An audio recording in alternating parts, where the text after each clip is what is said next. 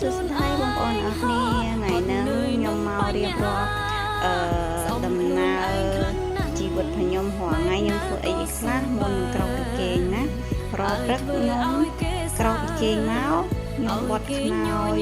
រៀបចំកន្លែងគេងនិយាយរួមទៅជាទម្លាប់របស់ខ្ញុំចឹងរាល់ថ្ងៃហ្នឹង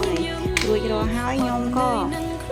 មកដាំទឹកក្តៅបងប្អូនពួកអីខ្ញុំដាំទឹកក្តៅញ៉ាំរាល់ថ្ងៃហ្នឹងហើយខ្ញុំដាំទឹកក្តៅដាក់ទឹកក្តៅចោលទៅរួចរាល់ហើយយើងទៅធ្វើការងារតទៀតហ្នឹងហើយដល់ទៅពេលទឹកក្តៅពុះបងប្អូនខ្ញុំដាក់ឆុងជាមួយម្នាស់ណាបងប្អូនព្រោះអីម្នាស់វាក៏ជួយសុខភាពយើងលាងកាពះលាងពោះវៀនលាងអីចឹងណាព្រោះអីវាក៏ល្អដែរអញ្ចឹងខ្ញុំឆុងញ៉ាំរាល់ថ្ងៃហ្នឹងហើយចាយខ្ញុំប្រាប់ឲ្យឆុងចឹងញ៉ាំអញ្ចឹងខ្ញុំក៏ធ្វើចឹងញ៉ាំរាល់ថ្ងៃហ្នឹងហើយវាល្អសម្រាប់ខ្លួនយើងដែរណារួចរាល់ហើយខ្ញុំក៏ដាក់ឆុងទឹកចោលហើយខ្ញុំក៏មកបោះសម្អាតបន្ទប់ខ្ញុំរាល់ថ្ងៃអញ្ចឹងបងប្អូនខ្ញុំបោះចឹងរាល់ថ្ងៃយើងបោះសម្អាតរាល់ថ្ងៃវាជាទម្លាប់ព្រោះខ្ញុំទៅរាល់ថ្ងៃបងប្អូនអញ្ចឹងហើយរាល់ថ្ងៃខ្ញុំទាំងទៅធ្វើការខកម៉ោងរាល់ថ្ងៃបងប្អូនព្រោះដោយសារវាជាទម្លាប់អត់បានធ្វើនៅអត់សក់បងប្អូនអញ្ចឹងយើងត្រូវតែជាទម្លាប់សម្រាប់យើងក៏ល្អសម្រាប់ខ្លួនយើងដែរអញ្ចឹងណាហ្នឹងហើយបងប្អូនបោះសម្រាប់បោះអីអញ្ចឹងរួចរាល់ហើយក៏រៀបចំដាក់ចំណីឲ្យឆ្មាហ្នឹងហើយបងប្អូនដាក់ចំណីឲ្យឆ្មាសិន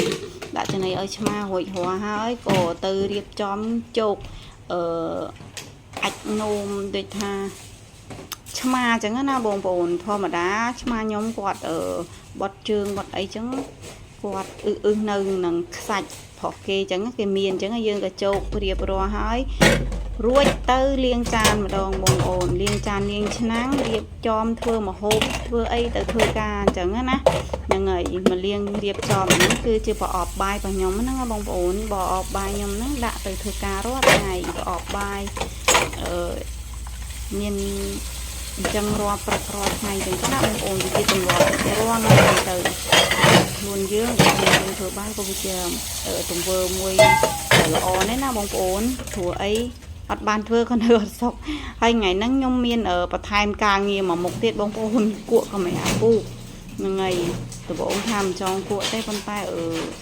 បើមិនគក់ទៅវាខាតពេលវេលាអញ្ចឹងត្រូវធ្វើឲ្យហើយតែហ្មងអញ្ចឹងណាអត់ចង់ទុកណាបងប្អូនថាខ្ញុំចង់ធ្វើអីគឺខ្ញុំធ្វើភ្លាមហ្មងអត់ចង់ទុកស្អែកទេហ្នឹងហើយវីដេអូខ្ញុំមានតែប៉ុណ្្នឹងឯងបងប្អូនបាយបាយ